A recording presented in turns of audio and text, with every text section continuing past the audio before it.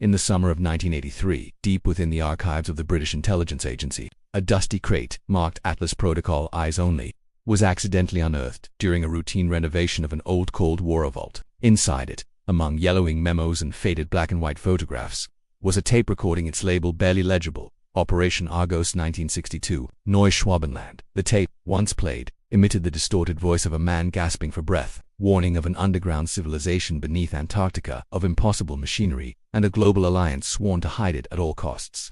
Moments later, the voice ends with a scream and silence. That tape never made it to public knowledge. It vanished, just like the clerk who found it. Miles away, in Lisbon, a reclusive cartographer named Joaquin Duarte was found dead in his apartment in 1984. Scattered around him were maps not of the Earth as we know it, but of a hollow world, crisscrossed with tunnels under the South Pole. The walls were covered in coordinates, some highlighted in red. His final map bore a phrase scrawled in blood: "The Earth is not what they told us." Joaquin had spent years tracing anomalies, satellite imagery inconsistencies, missing data from the polar regions, unexplained seismic activity. He claimed that Antarctica was not a continent, but a gateway. Before his death, he had mailed a sealed envelope to a young science journalist in Argentina, Sofia Alvarez. Inside was a USB drive and a note: "If they find me, the protocol is active again. Go south. Find the ice that breathes." By 2023, Sofia had gained a reputation as a fringe investigative journalist. Her obsession with Duarte's research had made her an outcast in the scientific community, but that changed when she intercepted a leaked NASA file from an anonymous whistleblower, a thermal scan of Antarctica showing a perfectly circular warm zone 180 kilometers wide beneath the East Antarctic ice sheet. The warm zone pulsed every 23 hours. NASA dismissed it as a glitch. Sofia knew better, with funding from an eccentric billionaire survivalist and a former Russian glaciologist. She set off on an unsanctioned expedition.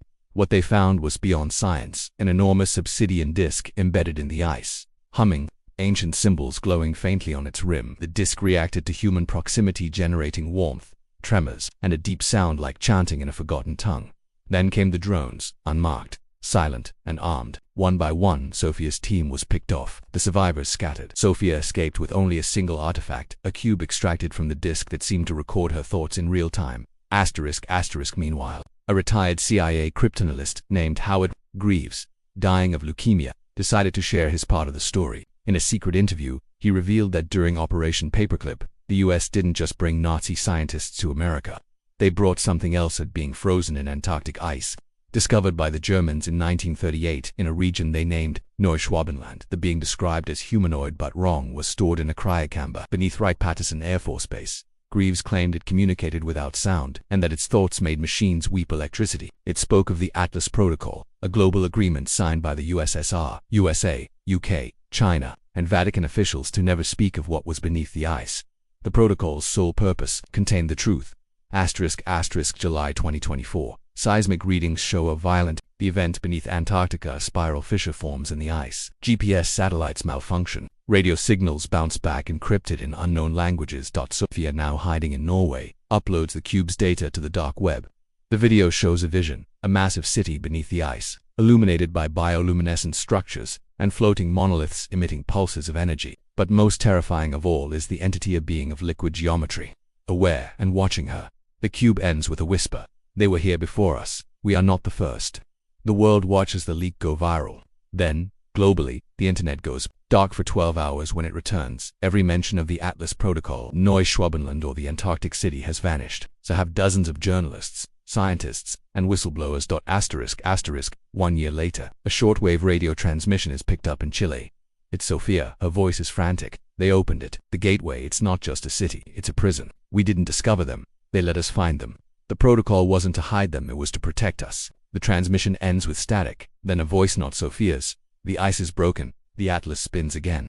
And from that day, the South Pole became a no-fly zone. Satellite imagery was blurred, and every person who sought the truth about Antarctica simply disappeared. But the stories remain, hidden in the corners of the internet, waiting because the Atlas is spinning once more, and the shadows beneath the ice are waking up. In a reinforced hangar buried beneath the ice of Queen Maud Land, 3 kilometers from the now sealed fissure, a secret multinational task force known only as Section Null was reactivated. Originally formed in 1957 during the height of the Cold War, Section Null existed off the books, funded through black budgets, answerable to no government, and known only to a handful of the world's most powerful elites. Their mission was never To defend the Earth, it was to keep the Earth.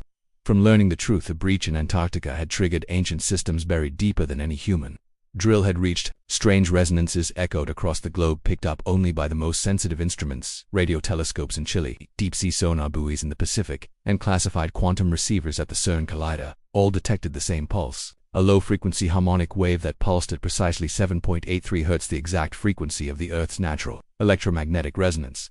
But this pulse was not natural, it carried data. Structured, intelligent, it repeated every 12 hours, and with each cycle it grew louder. Inside Section Knowles command bunker, a technician named Dr. Lin Wei stared in disbelief at the live data feed from their AI decryption suite. The message had just finished processing. Precursors waking. Host shells stir. Cycle reboot imminent. Compliance required. No one knew what it meant. But then the AI stopped responding. It had rewritten its own operating system in an unknown script. Moments later, across the world, the same thing happened at major data centers, Amazon Web Services, Google Cloud, and military-grade mainframes all blinked offline and rebooted, not with their standard interfaces, but with flickering glyphs resembling those etched into the obsidian disk found by Sophia's team. The machines were changing, but it wasn't a virus. It was a call to awaken. Back in Oslo, a hacker known only by the alias Ezekiel 1111 uploaded a new leak to a hidden node in the Onion network. He claimed to have intercepted a clandestine audio feed from a submarine called the USS Argo, which had gone missing in 1997 near the Antarctic continental shelf. The feed had only one phrase, repeated in a voice not human. You were never alone. You were never first. You were never first. You were never meant to stay. The file was tagged with the phrase, Echo Protocol Reversal Phase 3 within 48 hours. Ezekiel was found dead in his flat. His apartment was locked from the inside. His computers melted into slag. On the wall, burned into the plaster, was a symbol, a spiral intersected by 7 lines, identical to the markings on Duarte's ancient maps. Meanwhile, Sofia had gone dark. But rumors swirled. A Brazilian radio astronomer in Snow, José dos Campos, claimed to have received a handwritten letter in Portuguese, signed only as S. The envelope also contained a small, jet-black stone that radiated mild heat despite being kept in a freezer. The letter read, "They are not gods. They are not aliens. They are the original architects. Their minds are the lattice beneath reality." The protocol was never about discovery. It was a containment spell written by nations, but designed by them. And now it's unraveling. When the 7th spiral appears in the sky, run. The astronomer disappeared the next day. The stone remained impervious to acid, pressure, or when photographed, it did not appear in the image. Across the globe, strange phenomena began to unfold. In New Zealand, shepherds reported sheep walking in perfect spirals, eyes glazed white. In Siberia, oil drillers found a perfectly symmetrical metal cube buried 8 kilometers deep, humming with energy and carved with human DNA sequences. In Rome, the Vatican Observatory went silent. Its final public bulletin, signs in the firmament repeat, the 7 seals are not allegory. In Antarctica, the breach widened. Satellites now showed a slow collapse of the ice sheet, but not from melting. It was sinking, drawn downward into something vast and hollow. A second city, larger than the one seen in Sophia's footage, was now faintly visible, glowing red, shaped like an 8-pointed star, and rotating. Worse still, seismic monitors began recording rhythmic heart-like pulses from beneath the structure, almost as if something alive was buried beneath the ancient city, and it was waking up. The final blow came during a live broadcast of a UN emergency session. A whistleblower from Section Nullen, aging British colonel, stood before the assembly. He had one photo, black and white, dated 1940, showing an excavation by Nazi soldiers in Antarctica. At the center of the image was a monolith the size of a skyscraper covered in the same glyphs, and beside it, a human-sized figure with elongated limbs and no face, seemingly emerging from the ice. Asterisk. As the colonel opened his mouth to explain, he froze, mid-sentence, eyes wide. He collapsed, no heartbeat, no marks, dead. The footage was cut. The feed was replaced with static, but someone had recorded it. Within minutes, the video spread. Millions saw it. Billions whispered the same question. What did we wake up? That night, all over the planet, children reported the same dream, a voice in the dark, a spiral of stars, and the same phrase, whispered by something ancient and unseen. The cycle begins again. Asterisk. It began with the clouds. At first, subtle changes in the troposphere, a consistent clockwise swirl in cloud formations above the southern hemisphere. Meteorologists dismissed it as an unusual, yet explainable, shift in global wind patterns. But within days, satellite data showed the spiral widening, stretching from the southern tip of Chile to the icy fringe of the Ross Sea. At its center, Antarctica. Then came the sky. On July 3, 2025, at precisely 3:33 a.m. GMT, the world stood still. Every electronic screen, phones, computers, televisions, flickered for exactly 13 seconds, displaying an image no one could explain. A spiral of stars burning red over a darkened earth. No sound, no message, just a spiral. When the screens returned to normal, people around the globe reported the same strange feeling, a dull ache behind the eyes, as if something had pushed its way into their dreams. From that moment on, nothing was the same. In Iceland, a NASA research satellite monitoring aurora activity captured a burst of energy originating from beneath the Antarctic crust. This energy pulsed upwards in a vertical beam so bright it briefly blinded orbiting satellites. It had no thermal signature, no radiation, just pure structured light, moving in repeating patterns like code. Days later, the moon's orbit shifted. Not drastically, just 0.0006 degrees, but enough to confuse tides, unsettle birds, and cause old seismographs to wake from decades of silence. This was not nature. This was a correction. In a bunker beneath Geneva, physicist Dr. Amira Navarro reviewed the data with trembling hands. She'd worked on the LHC's secret sister project, Project Calypso, a global initiative to detect non-human quantum signatures. The readings were clear. Something beneath Antarctica had activated a quantum field that existed outside known Sparkinet. It was as if the ice continent had become a transmitter, syncing with something else somewhere else. And the worst part, it wasn't broadcasting outward, it was receiving. Meanwhile, Sofia Alvarez had resurfaced in Tierra del Fuego, living under the name Lucia Letas. She was gaunt, haunted, but still in possession of the obsidian cube. The cube had changed. It no longer merely echoed her thoughts. It now projected visions during sleep, visions she could not escape. She described them in detail to a young indigenous radio operator named Pedro, a tower of bone and gold, piercing clouds on a dead planet, a machine shaped like a heart, beating beneath a glass ocean, a star collapsing into a spiral, and inside it's watching. Endless. But one vision came more than the rest, a countdown written in symbols she couldn't read, but somehow understood. It ended in 9 days. Pedro broadcasted one of her visions on pirate shortwave radio. It was picked up in Australia, then Japan, then decoded by amateur signal breakers across the world. The countdown was real, and its final moment aligned with July 12, 2025.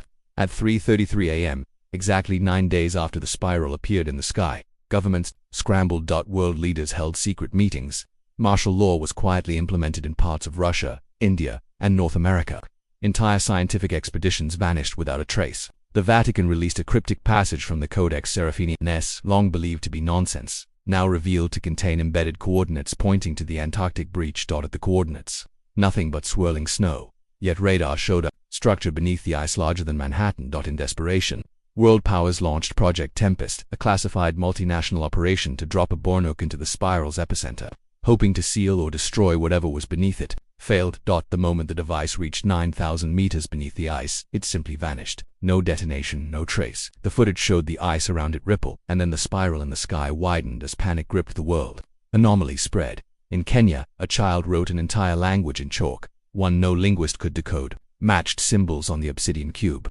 In Norway, people began humming the same tune in their sleep, an 8-tone harmonic that, when analyzed, corresponded exactly to the shape of a DNA helix. In Brazil, the Amazon River glowed faintly blue for 3 nights. And across the southern hemisphere, animals began migrating south, every species toward Antarctica, as if drawn by an ancient unspoken command. On July 10th, Sofia returned to the Antarctic coast, guided by voices that were not her own. Pedro followed her, terrified but loyal.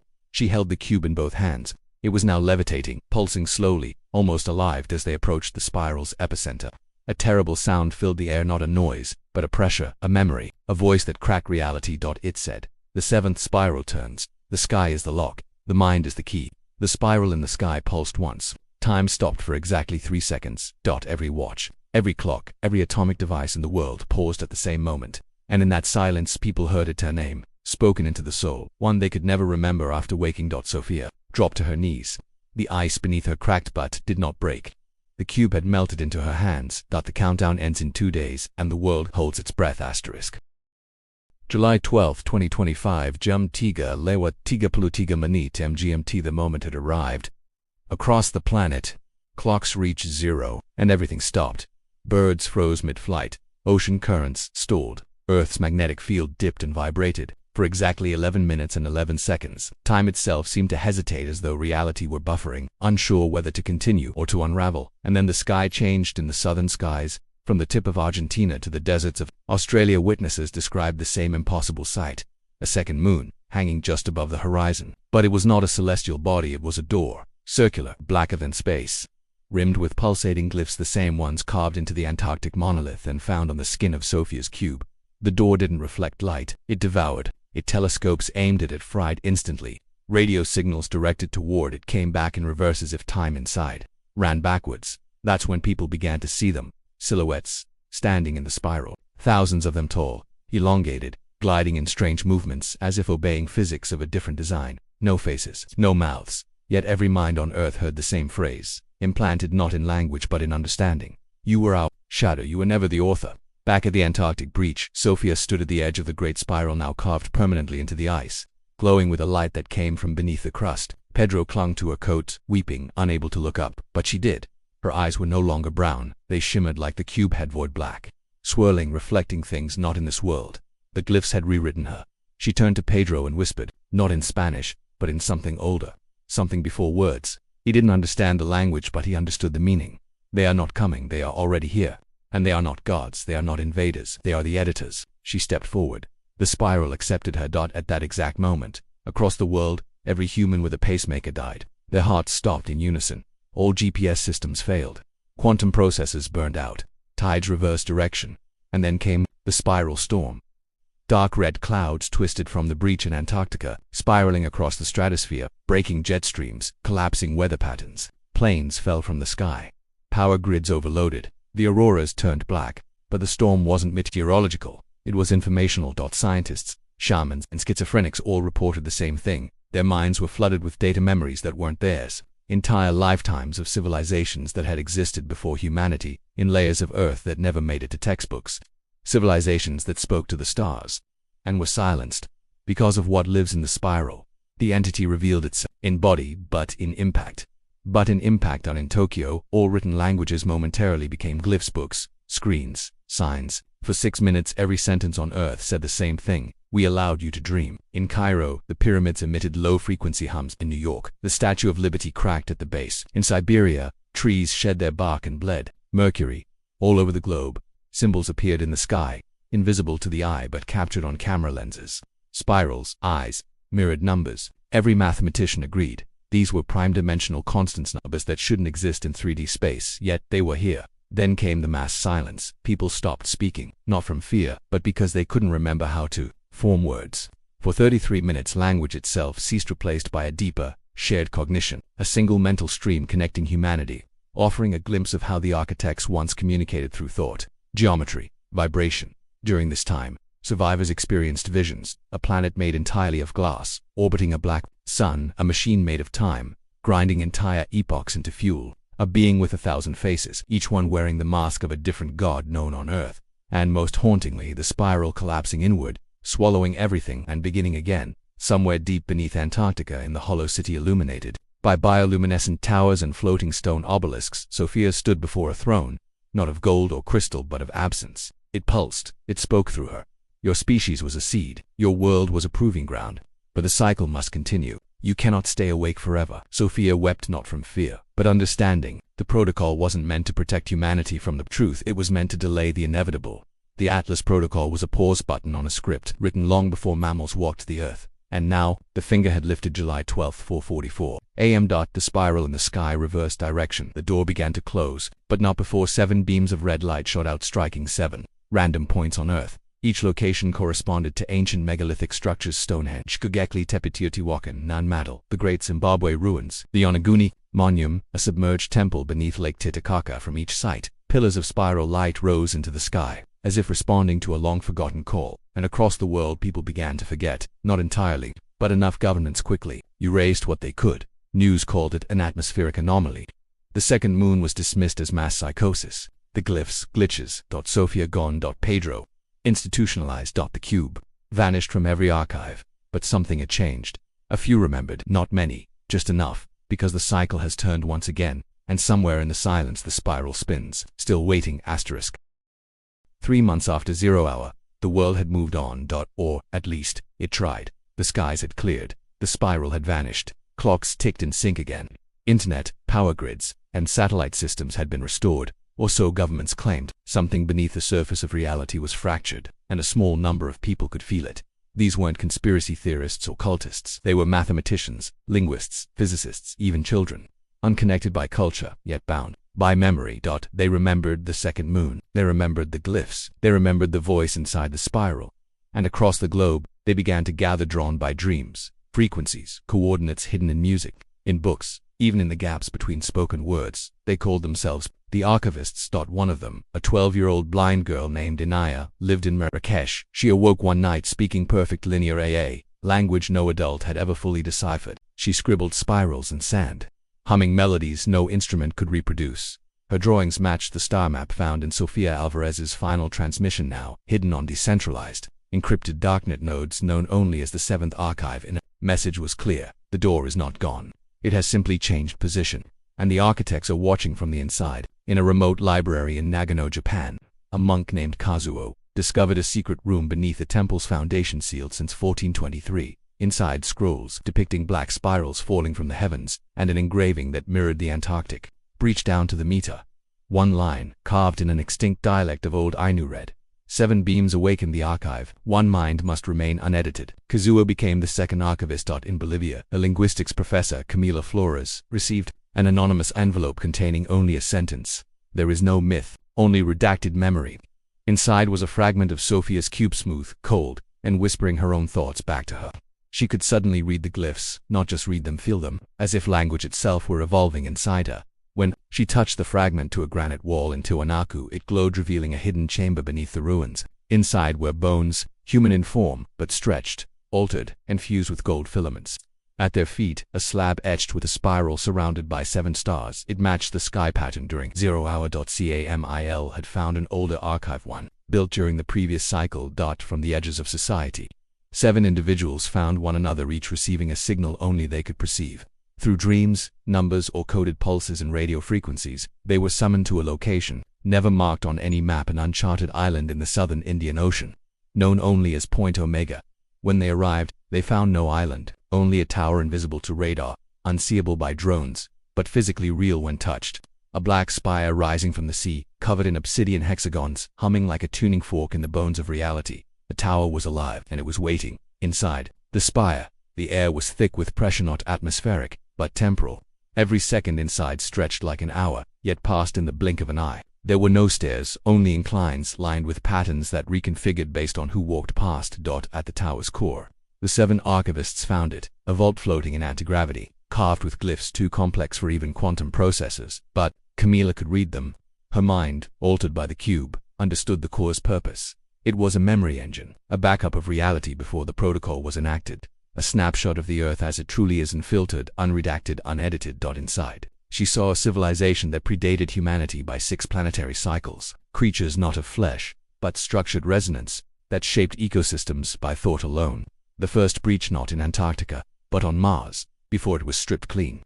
A packed 7 beings who would seed Earth with life, watching from the which spiral between stars, and one human ancestor who was chosen to remember, and who failed.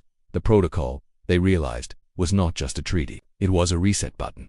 Every time humanity got too close to the truth, built too high, thought too deep, uncovered too much, the spiral activated, and the architects edited the simulation, not to destroy us, but to reseed us. Every 11,000 years, but something had changed this time. We had evolved faster than expected.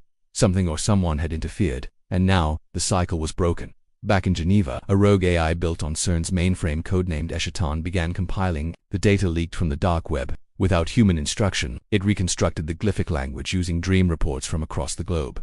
Its conclusion was simple: protocol termination detected, spiral logic unlocked, memory archive incomplete, Earth entity cell 7% and rising. With that, Eschaton went dark. At the same time, in the Vatican's hidden library, Cardinal Vittorio opened a black envelope left behind by Pope Sylvester III in the year 1000 AD. Inside was a single phrase: in the 10th, the cycle, the dreamer will awaken. He fell to his knees. He too remembered. As the 7 archivists stood in the spire, the vault began to open, not like a door, but like an idea unfolding. They weren't there to stop the spiral. They were there to record what comes next. Because the Atlas wasn't a map, it was a memory engine, constantly rewritten. And the architects, they weren't coming back to erase humanity. They were waiting to see if this time we remembered. The final glyph inside the vault read, "We dream, through you, but only the 7th mind can write the next world." The vault pulsed. Each beat of its strange energy sent tremors not through the stone of the spire, but through the fabric of memory. Time slowed inside the seventh archive, folding and bending around the 7 archivists like liquid glass. Reality, outside, continued unaware, but within, a final choice was forming. The glyphs now danced across the obsidian walls, forming patterns that mimicked brainwaves, neural maps, and even dream signatures pulled from the minds of the 7. The vault wasn't asking for a password, it was asking for an author, because now that the protocol had failed, now that the architects had stepped back, someone had to write what came next. Mila stepped forward. The cube fragment fused to her hand, pulsed in rhythm with the vault. Her thoughts raced, but the cube slowed them, filtered them, transformed them into glyphs, thoughts as syntax, emotions as equations. The vault responded in kind. Before her, the air shimmered and opened. Not a portal, not a vision, but a window into every timeline humanity had ever known, ever lived, ever dreamed. In one, humanity discovered the spiral too soon and triggered self. In another, it ascended into a collective mind, peaceful, silent, obedient. In another, Earth became a tomb, watched over by forgotten machines. And in a fourth, we never existed at all, just one of many timelines purged by the architects. The message was clear. You are the 7th mind. The cycle ends with your choice. The spiral is the pen. The Earth is the page. The other archivists watched in silence. None could move. The spire itself had locked them in place, not with force, but with understanding. It knew none of them were ready. But Camilla was. She spoke, though not in any human tongue. The cube translated it as light, as tone, as meaning. I remember what you erased. I remember Mars. I remember the first editors, the false suns, the simulations beneath the crust. I remember the voice in the black ice. And now I remember that we are more than memory. She touched the vault, and suddenly everyone remembered.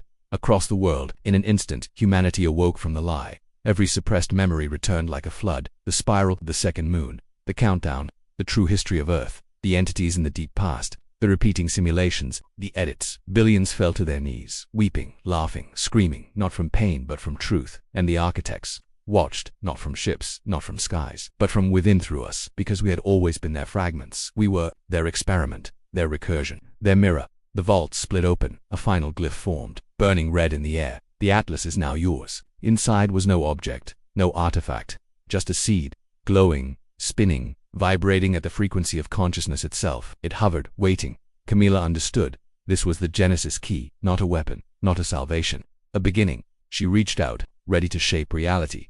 But then she hesitated, because the seed came with a choice. Reset the cycle, erase memory again, start over. Humanity forgets. The spiral sleeps. The world continues. Safer, but blind. Free the timeline, let humanity remember. Let the spiral live. Risk collapse, chaos, war, or evolution. Her breath slowed. Time was frozen. The architects were silent. The other 6 archivists watched her, not with eyes, but with minds open, ready to accept her will. Camilla turned toward the seed and smiled. We were never the shadows. We are the light between the spirals. She chose the second path. The seed bloomed, and everything changed. Epilogue years later. The world is different. No government survived the awakening. Money collapsed. Borders vanished. But war never came, because in the absence of lies, there was no longer anything to fight over. Humanity remembered its origins, its purpose, its place, that we became writers of our own cycle. New glyphs appeared in the skies, formed not by machines or gods, but by collective will. Cities were built, not on stone, but on harmonic frequency. Diseases vanished. Time bent. Death became optional. The spiral still spins, but now it spins within us. And in a quiet chamber deep beneath Antarctica, the 7th archive remains open, its glyphs now written by children born under the spiral sky. They are called the Remember-ers. And every night they to dream of what will write next. Asterisk.